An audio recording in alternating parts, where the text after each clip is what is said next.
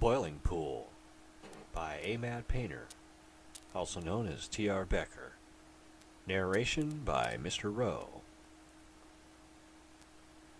It was mid-evening in the jungle, and it was hot and humid. The rain would soon come, thought Brian Bear as he got his light poncho out of his pack. It would drop 10 degrees in minutes, making it bearable for the night. He had been in the jungle for almost 2 months now. Most of that time he had been alone, but there were a couple of others that were sharing the main campsite along the Amazon River. There were a few natives there also, and he was sure that it would be given a name soon as a settlement. And he was not even sure what they were there for, never taken the time to talk with them. He'd always been a loner. He did, however, know that 2 of them were some kind of professors. He had his own reasons why he was there and didn't want to share that reason with anyone. He never asked about others. It had taken him years to arrange to get there and many hours of making a fool out of himself. The rain began to fall. He slipped the poncho over his head, making sure his pack was covered. He still had 10 days or so of supplies, and he didn't want to have to go back yet for lack of food. He thought back on why he was there. His grandfather had been a world explorer for most of his life. He would tell him bedtime stories whenever he was in town about his latest trips. He'd been to the Gobi Desert in China looking for dinosaur bones, to Belize and Guatemala in search of Mayan and Aztec temples. But the ones he really liked were the ones about the search for giants in the Amazon. The last time he had been there was in the 1950s sometime, and he had told Brian just when he was returning that a couple of natives had told him that they had actually seen the giant and had sold him a map. Now, he had contracted malaria a few years before that, and when he had returned, he came down with a bout of it again, and his exploring days were over. In the summer of '65, Brian had just turned 6 when he had passed away. His father had the old cabin where he had lived closed up, leaving it just as grandfather still lived there. He had never known his mother. She had run off when he was too young to remember her. So when his father passed 10 years later, it really hit him hard. It took him another year before he was able to get emancipated and was able to get around to visiting his grandfather's cabin. He had received a nice sum of money from his father's insurance policy, so he was in no hurry to go through the cabin. Staying at the cabin helped him to deal with being only 18 years old and all alone in the world. He spent 2 years going through all the papers and journals. He learned that the tales that his grandfather had told him were more or less true, and that there was much that he had kept to himself that amazed Brian. His grandfather's life had been about making sense of little pieces of information that he had gathered from around the world and over the history of mankind. It was at that point in his life that he began to make a fool of himself. There was still some water dripping from the trees when he took the poncho off. He had reached the top of a hill, and he could see out across a small valley filled with trees that rose again to a low mountain, a mountain range some mile or so away. There was a small river at the bottom that he was sure flowed into the great Amazon. He decided the hilltop would be a good place to make camp for the night, and he was glad the river was there. He could fill up his 2 canteens. He had just enough water to cook with, boiling some dry beef chips, adding them to a foil pack of beans. The only spice that he ever used was salt. It was needed when one was in the jungle, you see. Without a supply of it, you could die of hypothermia. Not a pleasant way to go. At 61, He was in pretty good health, but had some arthritis settling in his joints, so he took a couple of aspirins, the only drug he ever used, before settling down and pulled out the only journal he carried. It was his grandfather's last one, and had a hand-drawn copy of the map he had gotten from the natives so many years ago. It showed that he was in the right area. He reread what was written by his grandfather for the 100th time. I have come to the conclusion that after all, I have not spent my life in vain. My research has shown that at one point in time in the past there was a race that was worldwide in prehistory, and there is no doubt in my mind that it was by a race of giants. It is to my regret that I will not be able to bring this knowledge to the world with proof that they have not only existed, but are still in the world today. It was this statement that the first time he had read it that had changed Brian's life. He had always read what he could on the internet and watched many videos about unexplained events. There were a few that were looking into giants, and some of what they talked about were the same information that his grandfather had kept records of. He began to send them some pictures and information under different pseudonyms. He had a lifetime of information, and a lot of it had never been seen by others before. He kept the family's name out of it, not wanting to put up with all the conspiracy theorists who would debunk any information that didn't fit in to what they believed, if it was real or not. He underestimated their ability, and soon his pseudonyms were traced to him by his email. And the accusations began to fly that he was out to make money on his grandfather's research, or that he was making up the stuff to become famous. And the whole time, he had been trying to remain anonymous. They went out of their way to bash him in every way they could. Some of the radio hosts had even shown up at the cabin, demanding that he make a statement that he was fake.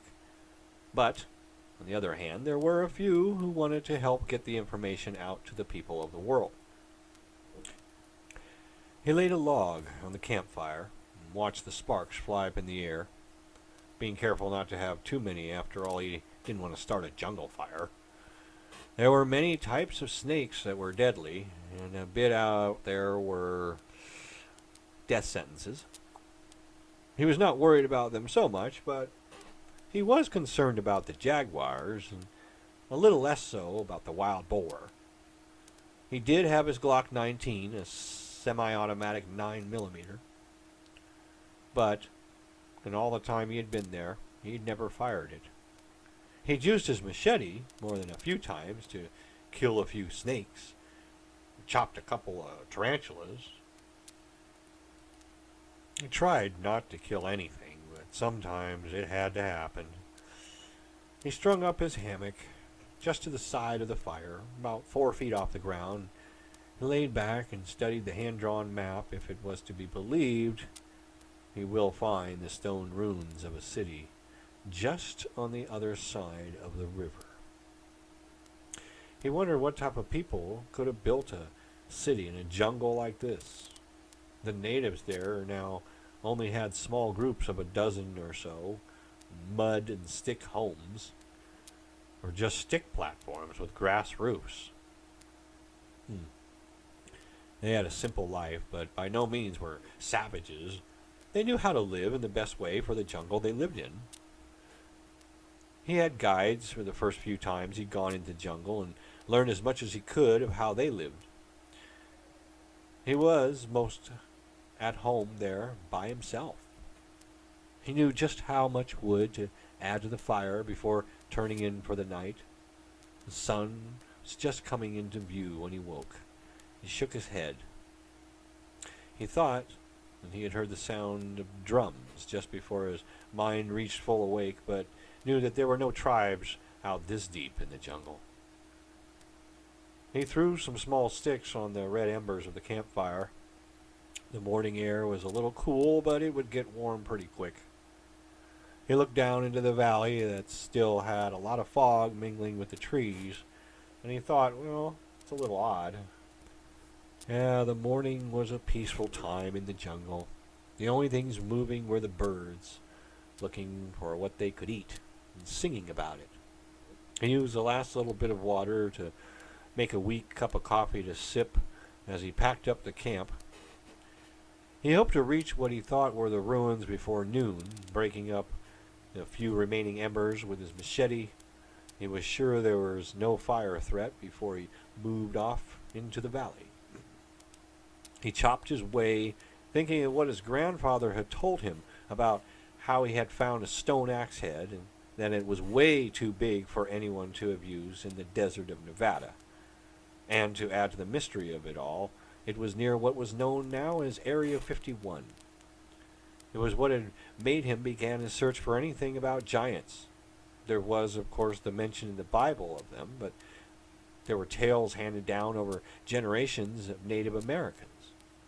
He had even visited the Lovelock Cave in Nevada. He had visited many of the mountains of the Ohio Valley. And no matter where he would go, he would find something that was out of place. Tools way too big for a normal man to use, or structures that were more advanced than that of indigenous occupants of the areas. He had not started out to prove there were giants. It just happened that he kept finding evidence of their existence. He cut a vine against a tree trunk. He had startled something that moved so fast that he was not even sure what it was. But he thought it was a lizard. But it had wings. It was a little as a hummingbird, but too fast, so he could not really be sure he had seen what he thought. He stopped and stood there for a few minutes, in hopes to see it again, whatever it was. The jungle was quiet here, only a bird making an unanswered call to its mate every few moments. He started hacking again, and it was not long before he cut his way to the edge of the jungle along the banks of the river. As he stepped from the bushes, he saw something that slid into the water downstream. It was what he thought was the tail of a huge snake. Startled by his appearance, as large as it would have been, it should not have been scared of anything. He looked upstream. There on the other side of the river was the ruins that were on the map. But they were not ruins at all. It was a well-maintained wall, a good 35 foot tall, with the river running along its edge. It was inhabited Stone City, he thought. Whoa. He backed into the jungle. When his shock wore off, the map had said they were ruins, but it was clearly not ruins. He had not seen anyone on the top of the wall, but he had the feeling it was not deserted. He wondered why he had not seen any fires or smoke rising from it last night or this morning. A civilization able to build a wall like that would have used fire for sure, he thought. He found a place to sit down, and he pulled out the journal. The cave that was where the giant was to live was on the other side of the river and the wall. He wondered if the wall ran the whole 2 miles to the mountain's cliff, and if so, was it in as good condition as the riverside was? There were many questions it had no answers to, like who were the inhabitants? Were they natives of the Amazon River Basin? He didn't think so, or at least not the ones who were there now. He was not sure what he should do now. Whatever it was, he couldn't take the risk of trying to cross the river in daylight. And he was sure he didn't want to run into whatever he had seen sliding into the river earlier. He needed to get some water from the river. After all, didn't have any. But he would have moved downriver so not to be seen from anyone who may be on top of the wall. He could find nothing about it there showing that there was anybody living around where the giant's cave was. The one who sold the map to his grandfather had never mentioned there was a city of people here. Could they have been lying about there being a giant? Other than the fact that the map had been accurate so far, there was a bend in the river about 2 miles south, so he decided to move there, try to cross. He tried not to cut any more than he had to for fear that someone might hear him. He was about halfway to the bend. He pushed back the vines, and not 15 feet in front of him were a couple of the little hummingbird-sized lizards dancing in the air. They had emerald green bodies and fast-moving turquoise wings that made them look as if they floated under light blue clouds. Without thinking, he made an "oh" sound in disbelief. Seeing him, they moved so fast in opposite directions he had no time to follow either with his eyes. "Wow," he thought, "little dragons." Too bad he had not had his camera ready. But, of course, they would have said he faked them anyways.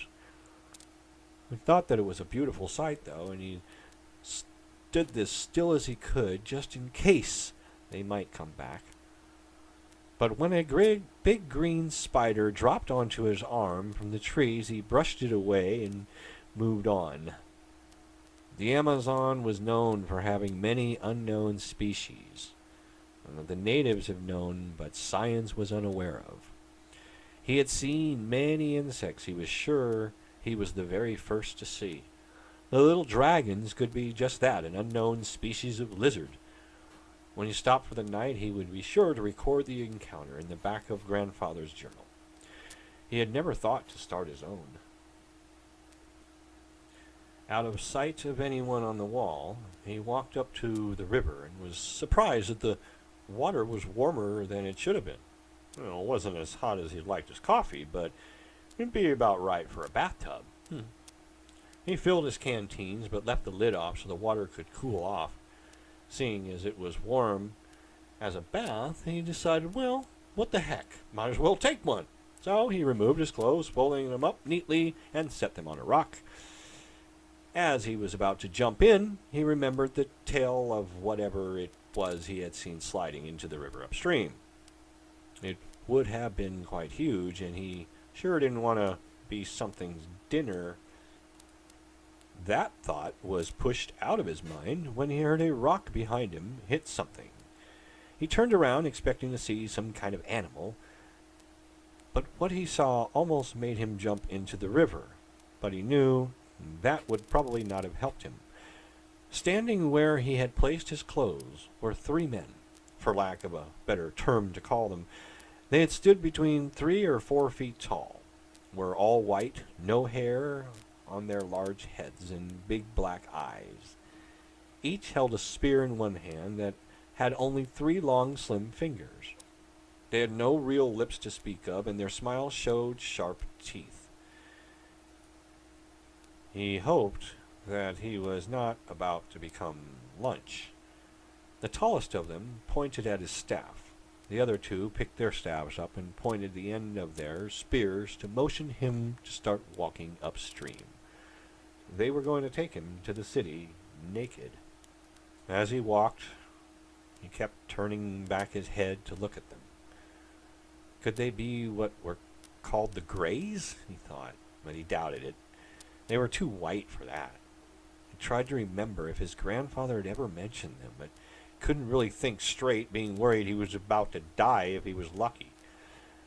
He pointed at his boot and then his feet, hoping they would understand what he wanted.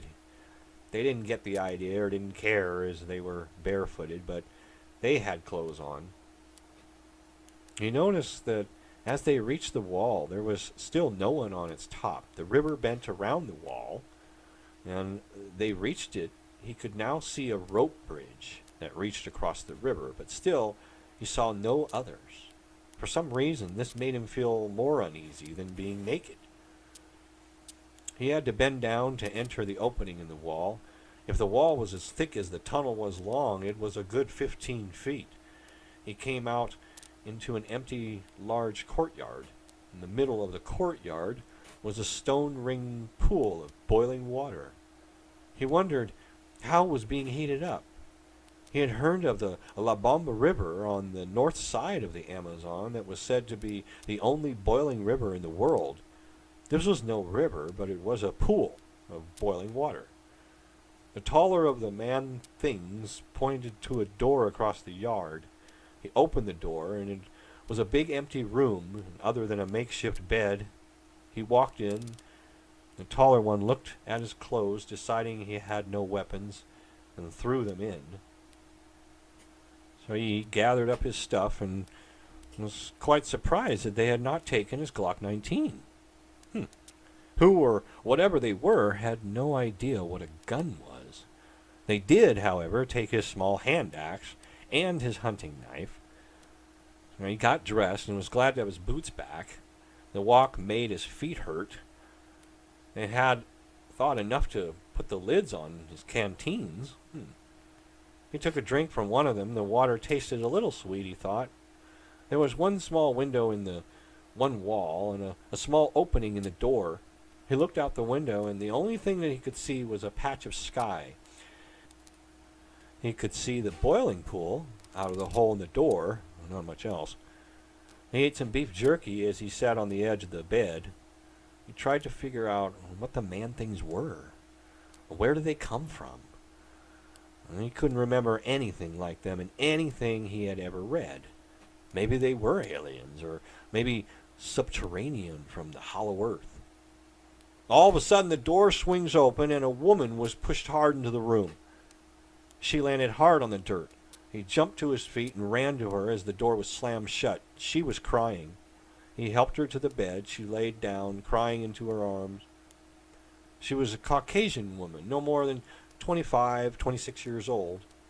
Looked as if she would be at home in a big city and nowhere near the jungle.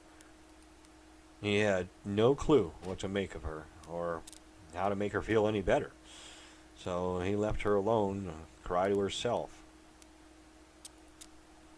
It was getting near dark when the door opened again, and one of the man-things brought in 2 plates of fruit and set them down on the ground.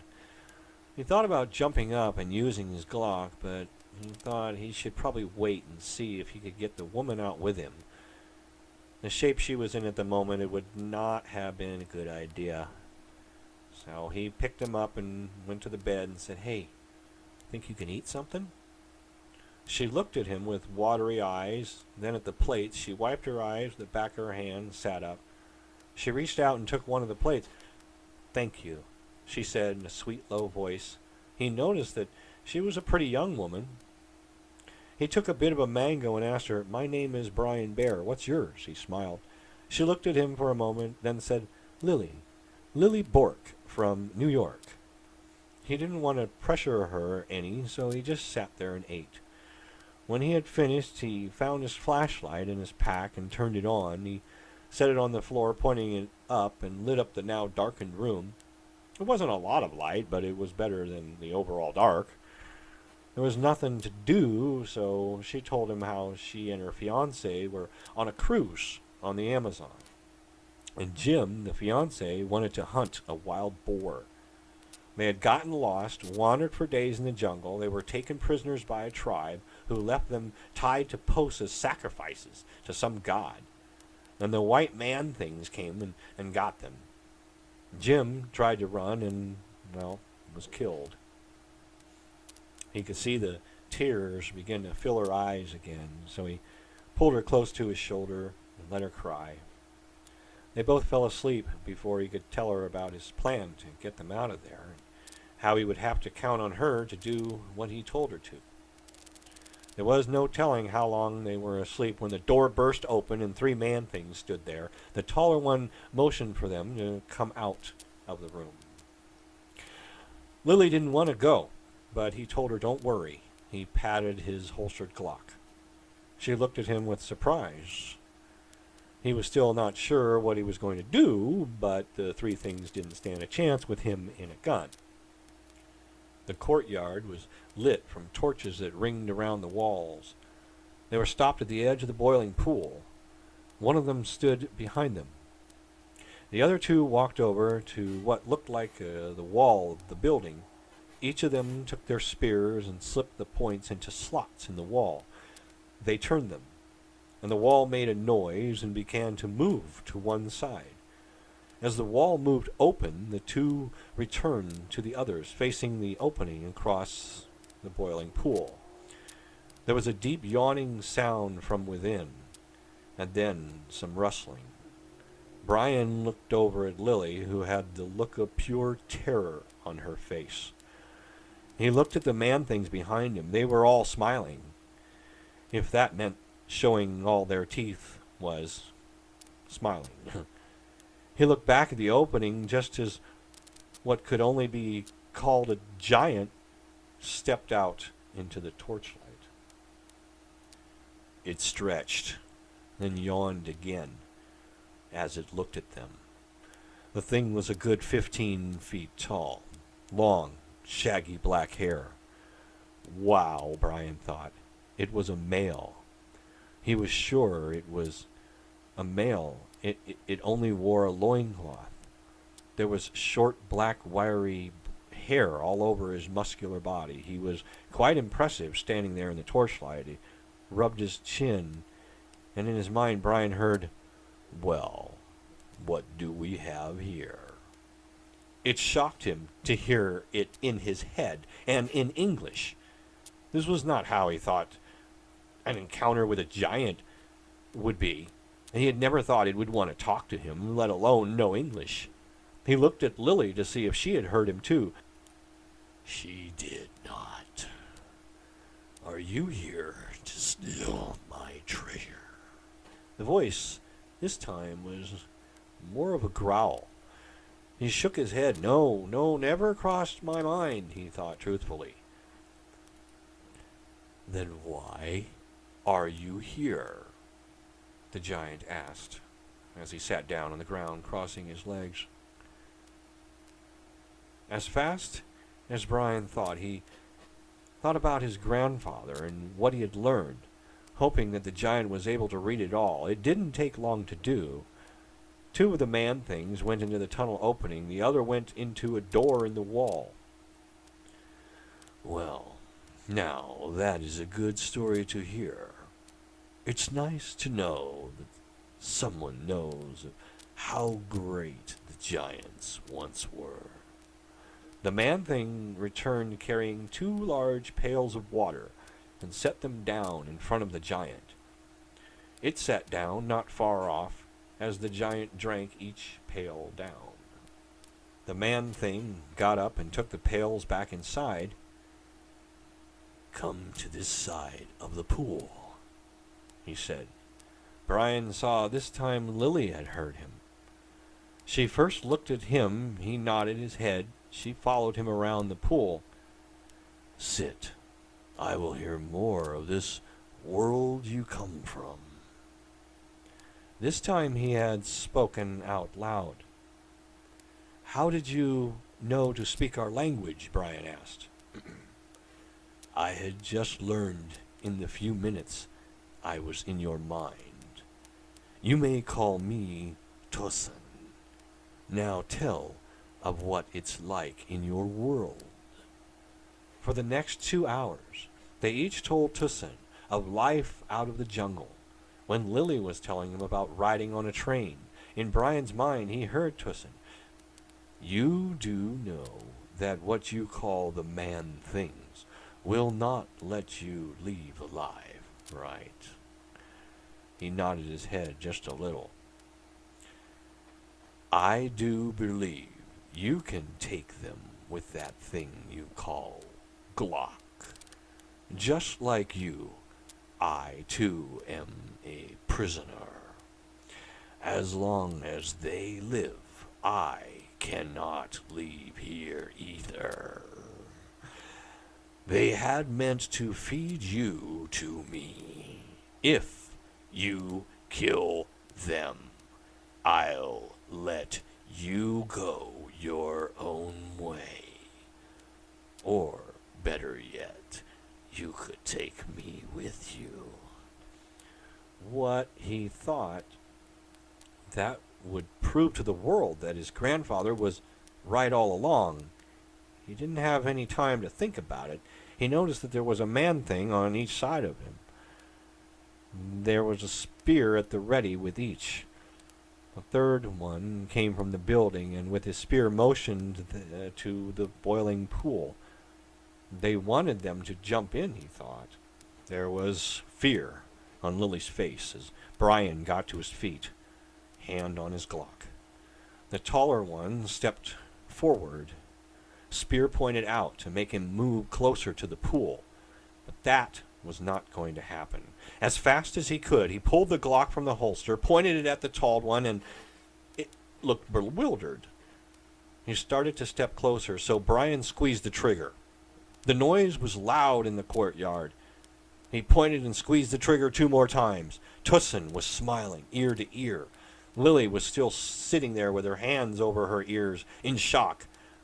He looked at the bodies and didn't feel too good about having to kill them, but it was the only way. He reached down and took Lily's arm and helped her to her feet. It was the only way, he shook his head. Yes, it was. They would have killed you. I am in your debt. I was unable to kill them myself. I was under their spell to keep me here. I was their captive god, so to speak. It will be dawn soon, and I want to get as far from this place as I can, Brian said. Tussin stood up and said, First I must feed. He smiled down at them. Brian squeezed the handle of the Glock, ready. Tussin reached down and picked up the tall man thing. Both of Lily's hands went to her mouth as she said in horror, Not raw! Tussin laughed. Tossed the body into the boiling pool and said, No, boiled.